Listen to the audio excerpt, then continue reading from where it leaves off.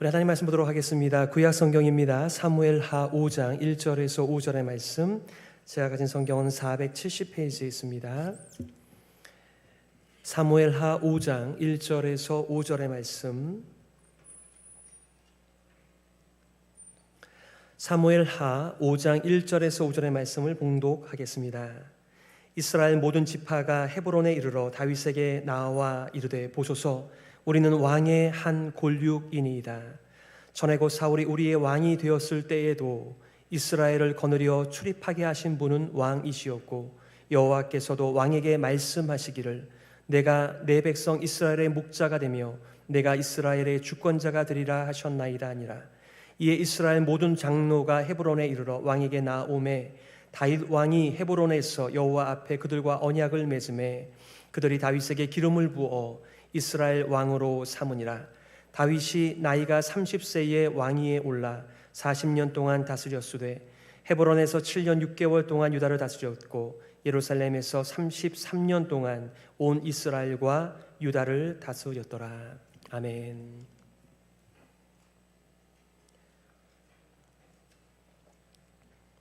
선한 목자라고 하는 제목 가지고 말씀 증거하겠습니다. 여러분은 좋은 아빠를 경험하신 적이 있으신가요? 좋은 보스를, 좋은 통치자를 경험하신 적이 있으십니까? 그리고 여러분은 어떤 지위, 지도력을 발휘하며 인생을 살고 계십니까? 좋은 아빠, 좋은 보스, 좋은 통치자에 대한 필요는 결핍이 가득한 이 세상 속에서는 끊임없이 요구되는 내용들이죠. 오늘 본문에서 다윗은 이제 유다 지파의 왕으로서 7년 6개월을 지내고 있습니다. 그동안 어떤 일이 일어났습니까? 사울의 군장이었던 아브넬은 사울의 남은 아들 이스보셋을 왕으로 세웠습니다. 그리고 남북 이스라엘이 칼을 겨누는, 대치하는 전시 상황으로 몰아갔습니다. 다윗이 사무엘로부터 기름 부음을 받은 것이 10대였다면 그는 30살이 될 때까지 사울에게 쫓겨 유리방황하는 나그네의 정처 없는 삶을 살았습니다. 30이 돼서야 유다 지파의 왕이 될 수 있었고, 그 후 7년 반이 지난 다음에야 37이 넘어서 온 이스라엘의 왕으로 기름 부음을 받는다는 메시지가 오늘 본문의 말씀의 요약입니다. 믿음은 무엇일까요? 하나님께서 우리들에게 말씀하실 때, 하나님께서 우리를 다루실 때 그것을 받아들이며 기다리는 것입니다. 하나님 앞에 올바른 반응을 하는 이 믿음의 삶, 적어도 다윗에게는 하나님의 때를 기다리는 것이 그에게 보이지 않는 믿음의 적용이었겠죠. 다윗은 오래 기다렸습니다. 그 가운데 그는 하나님을 자신을 돌보시는 목자로, 그리고 진정한 왕으로 신뢰하며 인생을 살았겠죠. 우리가 애송하는 참 소중한 시편 23편, 여호와는 나의 목자시니 내가 부족함이 없으리로다. 우리는 다윗이 이 노래를 왕궁에서 불렀을 것이라고는 생각하지 않습니다. 오히려 그가 유리하는 방황의 나그네 시절에, 그리고 누군가에게 쫓겨 공공한 삶을 살 때에 이 세상이 아닌 하늘의 왕 하나님을 자신의 목자라고 고백하면서 그에게 모든 인생을 위탁하며 인생을 살았던 것을 알게 되는 것이죠. 그리고 우리의 걱정, 근심, 두려움이 가득한 이 세상 속에서의 삶 속에서도 누가 우리의 진정한 목자가 되시는가? 누가 우리의 진정한 왕인가? 누가 우리들의 인생을 인도하시는가? 누가 우리를 사랑으로 대우하시는가를 우리가 견주면서 우리는 하나님을 만나 그 하나님을 노래하고 증거하는 인생을 살아가는 것이죠.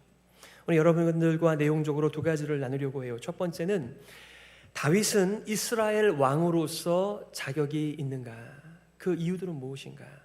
두 번째는 예수 그리스도는 인류의 왕으로서 자격이 있는가? 그리고 그 이유는 무엇인가? 이 두 가지의 질문을 여러분들과 나누려고 합니다. 자, 첫 번째는 오늘 본문에 나와 있는 것처럼 다윗은 이스라엘 통일 왕으로서 자격이 있는 자인가? 그 이유에 대하여 오늘 본문에서는 세 가지를 얘기해 주고 있습니다. 먼저 통일 왕국의 명분 이유 첫 번째는 사무엘하 5장 1절이죠. 이스라엘 모든 지파가 헤브론에 이르러 다윗에게 나와 이르되 보소서 우리는 왕의 한 골육이니이다. 우리 한국 사람들도 이 피를 굉장히 중요하게 여기죠. 피가 섞였나 안 섞였나, 내 피를 받은 자인가 아닌가, 그리고 또 지역 개념, 이런 것들이 우리들을 규정하는 데 있어서 중요한 내용들이 됩니다. 지금 이스라엘의 모든 지파가 헤브론에 있는 다윗을 찾아 나왔다라고 말을 하면서 그들이 통일 왕국을 이루어야 하며 바로 다윗이 왕이어야 되는 이유를 무엇이라고 말합니까? 당신과 우리는 한 골육입니다. 한 피를 나누었습니다. 한 형제입니다. 원래 한 지파였습니다. 야곱의 후손들입니다. 아브라함의 후손입니다. 그것이 통일 왕국을 이루어야 하는 명분의 첫 번째 이유였습니다. 북쪽 이스라엘의 실세 아브넬 장군이 죽게 되어지고 왕 이스보셋도 살해를 당하게 되었습니다. 지도자의 부재가 얼마나 위험한 일인지를 아는 북쪽 이스라엘은 다윗에게 찾아 나와 우리가 통일 왕국을 이루고 그 왕은 바로 다윗이라고 말하는 그 이유는 같은 골육이기 때문에라고 말하고 있습니다. 일리가 있죠? 두 번째, 통일 왕국을 이루고 다윗이 왕이 되어야 한다는 명분은 2절 상반절에 나와 있습니다. 전에 곧 사울이 우리의 왕이 되었을 때에도 이스라엘을 거느려 출입하게 하신 분은 왕이시었고, 이게 무슨 말인가요? 이스라엘의 초대 왕은 사울입니다. 베냐민 지파 출신이었습니다. 그리고 다윗은 그저 일개 목동에 불과한 자였고 그 이세의 집안에서도 거의 없는 자와 같은 사람이었어요. 그런데 지금 무슨 고백을 하고 있는 거죠?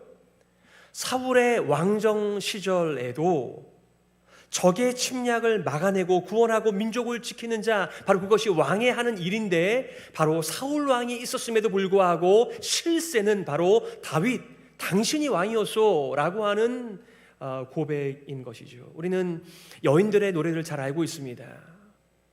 블레셋의 중요한 도시 가드 출신의 골리앗의 목을 베고 그리고 전쟁을 할 때마다 승전을 가져오는 그 주체의 주역은 다름 아닌 다윗이었다라고 하는 말을 지금 하고 있는 것입니다. 그녀들은 어떻게 노래를 하였습니까? 사울이 죽인 자는 천천, 다윗이 죽인 자는 만만이라고 말하면서 진정한 실력자, 진정한 능력자, 진정한 우리를 지키시고 돌보는 자는 당신이었습니다. 우리의 마음이 그때부터 당신을 향하여 있었다라고 하는 이들의 고백을 몇 퍼센트를 믿어야 될까요? 세 번째, 통일왕국의 명분과 다윗이 그들의 왕이 되어야 한다는 메시지는 2절 하반절에 나와 있습니다.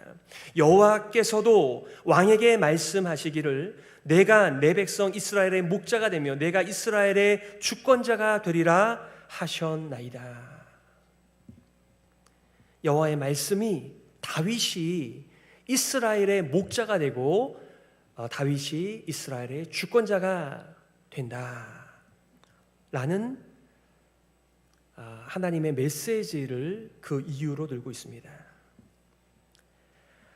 자신들이 북쪽의 악화된 상황 때문이 아니라 여호와의 뜻을 이루기 위하여 지금 자신들이 헤브론까지 나아왔다라고 하는 점을 강조하고 있는 이들입니다. 저는 종종 생각을 해보게 됩니다. 정말 다윗의 인생의 목표는 통일 왕국의 왕이 되는 것이었을까? 오늘 본문의 말씀을 요약한 것처럼 정말 20년 넘도록 이 자리를 사모하면서 그렇게 인생을 살았던 것일까? 저는 그렇게 동의가 되지 않습니다. 인생을 사는 목적이 왕이 되는 것이라니. 그런데 지금 이 이스라엘의 모든 지파는 여러 가지 말로 우리가 왜 통일 왕국을 이루어야 하는지, 그리고 왜 당신이 이스라엘의 주권자, 통치자, 왕이 돼야 하는지를 이렇게 표현하고 있는 것이죠. 이스라엘의 목자라고 하는 이 표현은 주변의 열강들의 왕들과 이스라엘 왕이 어떻게 차별화되는지를 잘 말해주고 있는 그림입니다. 아버지가 아이들을 먹이고 보호하는 것처럼 양들을 보호하는 이스라엘의 통치자의 역할을 목자라고 표현하고 있습니다. 목자로서의 왕은 백성들을 돌보는 것입니다. 보호하는 것입니다. 먹이는 것입니다. 양육하는 것입니다. 하나님의 뜻대로 그들을 인도하는 것이었습니다. 북이스라엘의 장로들은 다윗에게 왕으로서의 책임과 그가 처음 기름 부음 받았을 때를 상기시키면서 그들의 목자가 되어주기를, 그들의 주권자 통치자가 되어주기를 요청하고 있습니다. 여러분, 이 주변 나라들의 왕은 어떠한 개념을 가지고 있습니까? 이 세속적인 정치와 세속의 통치 철학은 그저 백성들은 개, 돼지처럼 배가 부르게만 하면 된다. 그들의 원하는 쾌락을 어느 정도만 채워주면 우리가 다루기 쉽다라고 하는 그런 개념으로서 백성들을 다룹니다만, 이러한 방식으로 목자의 개념으로 자기의 백성을 다루는 통치자 목자의 개념은 유일무이한 천국의 개념, 하나님 나라 왕국의 개념인 것이죠. 이스라엘 주권자도 마찬가지입니다. 한 나라를 다스리는 통치자, 대표라는 의미이고, 다윗도 이 주권자라고 하는 것을 어떻게 이해하고 있습니까? 한 번은 예루살렘을 정복하고 수도를 예루살렘으로 정한 다음에 하나님의 법궤, 하나님의 임재의 상징 법궤를 옮기는 가중에 그가 춤을 추는데 너무나 즐거워하다 보니까 그의 속살이 백성들에게 보이게 되어주죠. 이것을 지켜보던 그의 아내 미갈이 다윗이 들어오자 그를 비난하기 시작합니다. 왕이 돼서 채통도 없이 이 백성들 앞에서 속살을 보였다. 여러분, 유대인들은요 뛰지를 않습니다. 왜냐하면 뛰다가 속살이 보일까 봐. 그만큼 그들의 문화 속에서 체면이 중요한 문화입니다. 예절의 중요한 문화 속에서 미갈이 얼마든지 왕을 위하는 마음으로 건네는 말일 수 있었겠으나, 그 대답을 보게 되면 다윗이 이해하고 있는 이스라엘의 주권자의 내용이 무엇인지를 잘 볼 수가 있습니다. 이렇게 답변을 하여 다윗이 미갈에게 이르되 이는 여호와 앞에서 한 것이라. 내가 너 앞에서 춤춘 것 아니고 백성들 앞에서 춤춘 것 아니고 내가 하나님 앞에서 춤을 춘 것이다. 이렇게 지금 답변을 하고 있는 것이죠. 그가 내 아버지와 그의 온 집을 버리시고 나를 택하사 나를 여호와의 백성 이스라엘의 주권자로 삼으셨으니 내가 여호와 앞에서 뛰놀리라. 아멘. 다윗은 알았습니다. 자기가 이스라엘의 왕이 아니라 진정한 이스라엘의 왕은 하나님, 그분 한 분이라는 것을 알았고, 자신은 기꺼이 그 하나님 앞에서 춤을 추며 즐거워하며 예배하는 자임을 알았던, 이 세상의 통치 개념과는 전혀 다른 업사이드 다운 킹덤, 하나님의 나라의 대리 통치자라고 하는 것을 분명하게 알고 있었던 자, 바로 다윗이었습니다. 여러분, 무엇이 다윗이 이스라엘의 왕이 될 만한 중요한 이유입니까? 그리고 자격입니까? 첫 번째도 아니고요, 두 번째도 아닙니다.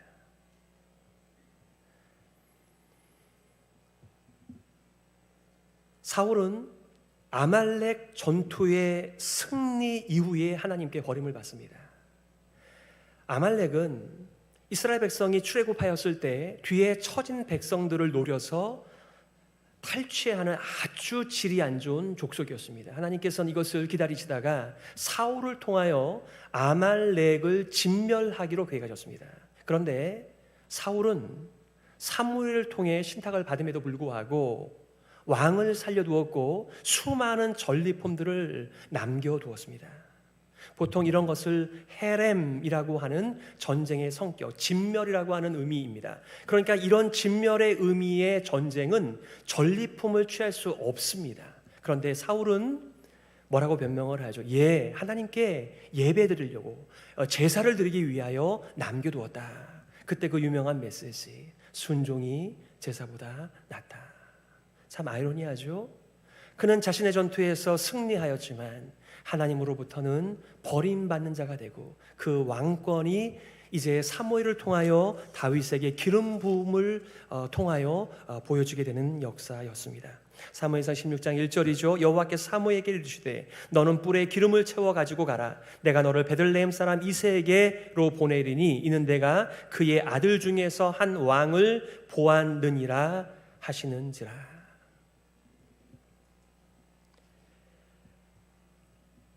우리는 헤브론에서의 7년 6개월의 통치, 그것을 참 지리한 다윗의 기다림의 순간들이었다라고 생각을 할지 모르겠습니다. 그때 어떤 일이 벌어졌습니까? 아브넬이 다윗을 찾아와 이제 북쪽 이스라엘을 당신의 손에 의탁하겠다라고 말하면서 이렇게 말을 하고 있습니다. 여호와께서 다윗에게 맹세하신 대로 내가 이루게 하지 아니하면 하나님이 아브넬에게 벌 위에 벌을 내리심이 마땅하니라. 그 맹세는 곧 이 나라를 사울의 집에서 다윗에게 옮겨서 그의 왕위를 단에서 브엘세바까지 이스라엘과 유다에 세우리라 하신 것이니라 하매. 다윗이 이 말을 얼만큼 믿었는지 모르겠습니까? 여러분은 얼만큼 이 아브넬의 고백, 자신이 스스로 맹세하면서 자신이 이스보셋을 배신하고 다윗에게 나와 북이스라엘 전체를 넘겨주겠다라고 하는 그 근거를 자신이 알았다는 것입니다. 바로 하나님께서 다윗을 이스라엘의 통치자로 세우셨음을 알았기에 제가 나아왔다라고 말을 하고 있으나 우리는 말도 되지 않죠? 그러면 왜 이스보셋을 세워서 7년 6개월을 그렇게 실세 행세를 했습니까? 이것이 인간의 연약한 모습이죠. 온 이스라엘이 알게 된 여호와의 다윗 선택을 자신과 상황의 편의를 따라 사용하는 인간들의 대표의 모습을 이 아브넬이 보여주고 있습니다. 얼마나 많은 인생들이 주님의 뜻이라고 말하면서 자신의 상황과 자신의 형편을 따라서 때로는 그것을 적용하기도 하고 때로는 그것을 미루기도 한 채 인생을 살아가나요?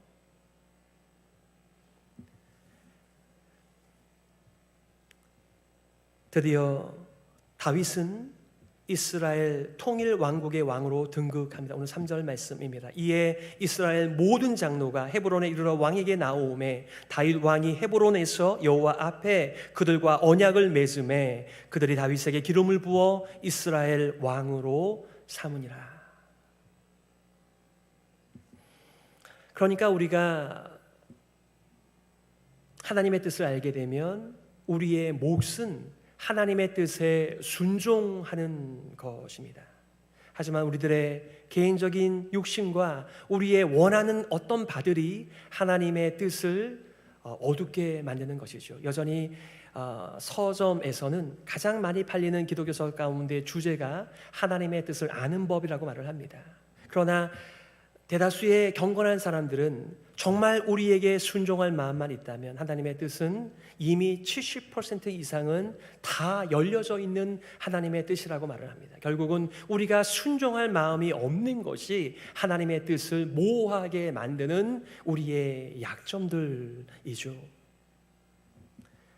드디어 이스라엘 모든 지파와 이스라엘의 모든 장로가 다윗에게로 나아왔다. 사도행전에 보시게 되면은 베드로가 예수 그리스도의 아름다운 복음을 전파하면서 너희들이 죽인 그 자가 바로 하나님께서 보내신 이 세상의 메시아 구원자라고 선포할 때 디아스포라 수많은 유대인들이 다 그리스도 예수의 복음 아래 모이는 장면이 나옵니다. 하루에 3,000명이 돌아왔습니다. 5,000명이 돌아왔습니다. 이것이 무엇을 의미하는 것인가요? 우리가 세상을 통일하는 것이 아니라 우리 인생들이 자신의 인생의 절벽을 만나고 진정한 왕 대신 그리스도 예수께 나아올 때 진정한 통일이 오는 것이죠. 자, 두 번째는 우리가 다윗의 생애만 관심을 갖는다면 우리와 별로 상관이 없습니다. 결국 다윗은 진정한 왕, 진정한 목자의 그림자 역할을 한 것이 그의 본분이었습니다. 그리고 우리는 그 진정한 목자, 진정한 주권자, 진정한 왕을 만나는 것이죠. 자, 두 번째는 예수는 인류의 왕으로서 자격이 있는가? 그 이유들이 무엇이라고 여러분 생각하고 계십니까?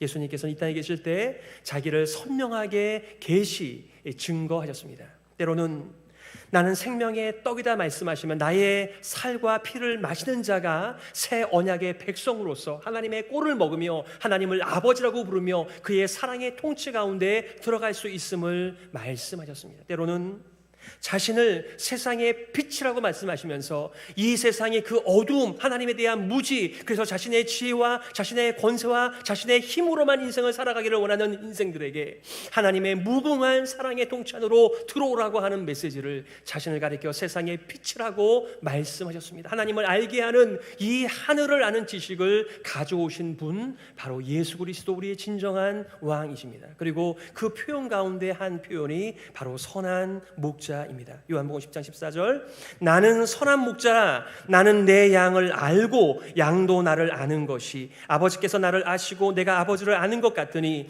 나는 양을 위하여 목숨을 버리노라. 예수 그리스도께서 하나님의 새 언약의 성취자 되심을, 이제는 그 새 언약의 제물 되심을 나는 양을 위하여 목숨을 버린다라고 표현하고 계시는 것입니다. 예수 그리스도의 대속과 새 언약의 제사가 십자가 위에서 자기의 그 죽음을 통하여 이제는 더 이상 유대인도 아니고 이방인도 아닌 바로 예수 그리스도의 그늘 아래 모이는 새로운 백성이야말로 하나님의 진정한 백성이다라고 하는 것을 이렇게 선포하신 것입니다.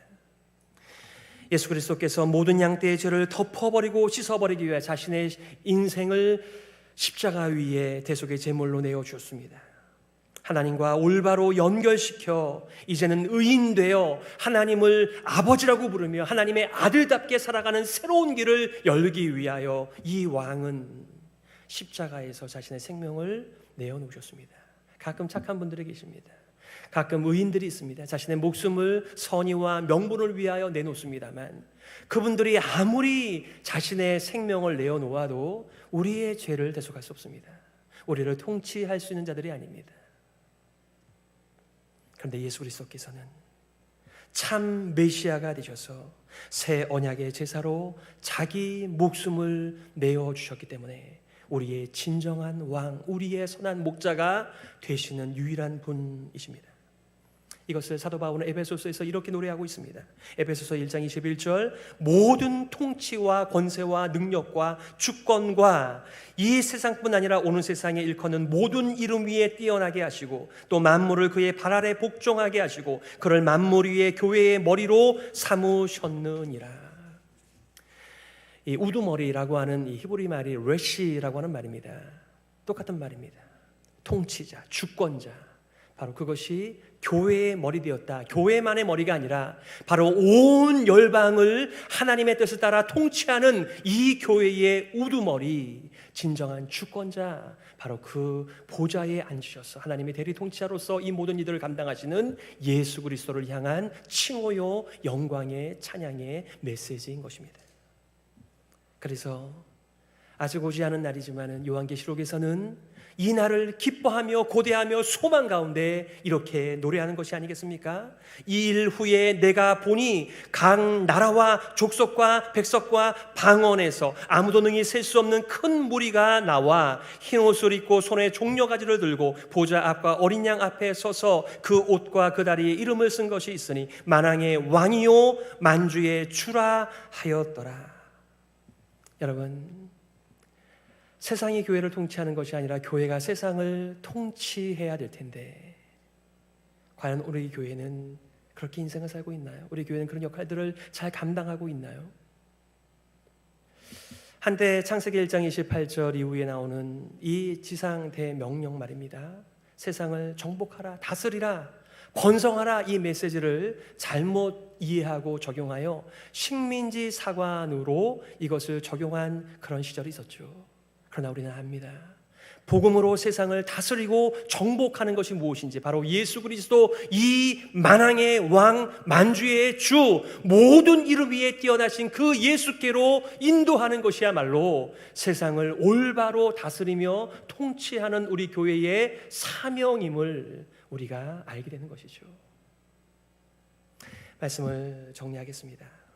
여러분의 왕은 누구입니까? 누가 여러분에게 있어서 선한 목자가 되셔서 여러분들께 풍성한 꼴과 쉴만한 물가로 인도하고 계십니까? 다윗은 이스라엘의 왕으로서 자격이 있는 자였습니다. 그 이유는 한패를 나눈 골육이었기 때문이 아니라, 사울을 능가하는 만만의 능력을 소유한 자이기 때문이 아니라 여호와께서 세우셨기 때문입니다. 그의 임무는 진정한 왕이 아니라 진정한 왕의 그림자 역할을 감당하는 것이었습니다. 항상 그의 위에는 만주의 주, 만왕의 왕 하나님이 계셨습니다. 예수 그리스도는 온 인류의 왕으로서 자격이 있으신 분입니다. 그 이유는 여호와께서 세우셨기 때문에 그렇습니다. 자기 백성을 위하여 죽으심으로 새 언약을 세우셨기 때문에 그렇습니다. 당신은,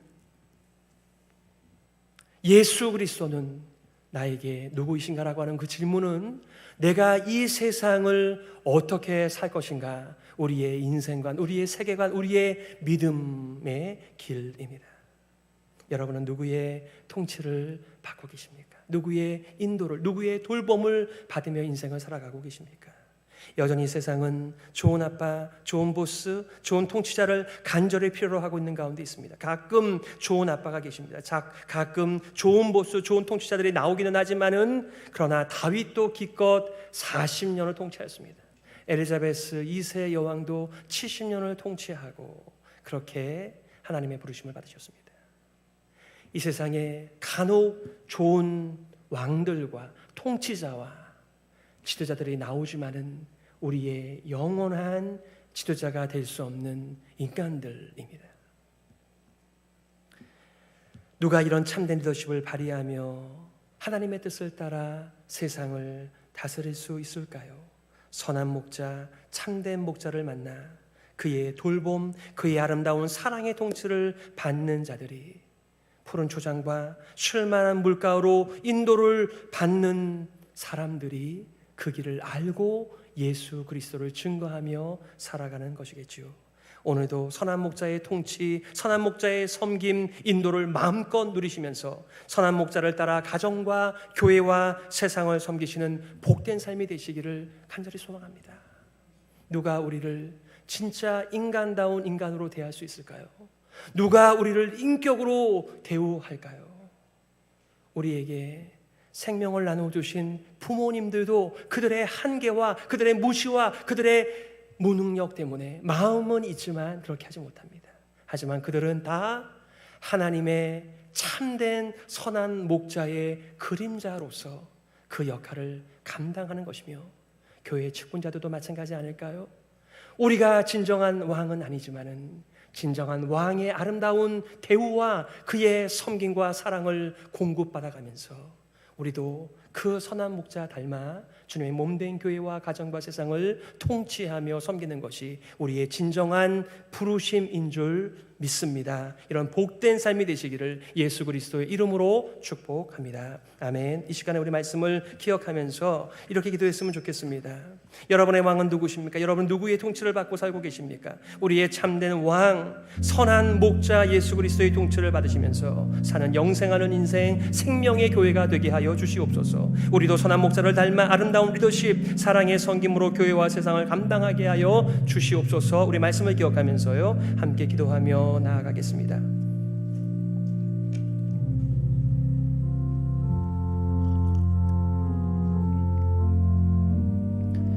오 하나님 아버지, 우리가 얼마나 연약한 인생들입니까? 사랑하는 자녀들조차도, 사랑하는 배우자조차도 충분히 사랑하지 못하고 사랑으로 다스리지 못하는 무지한 인생들입니다. 연약한 인생들입니다.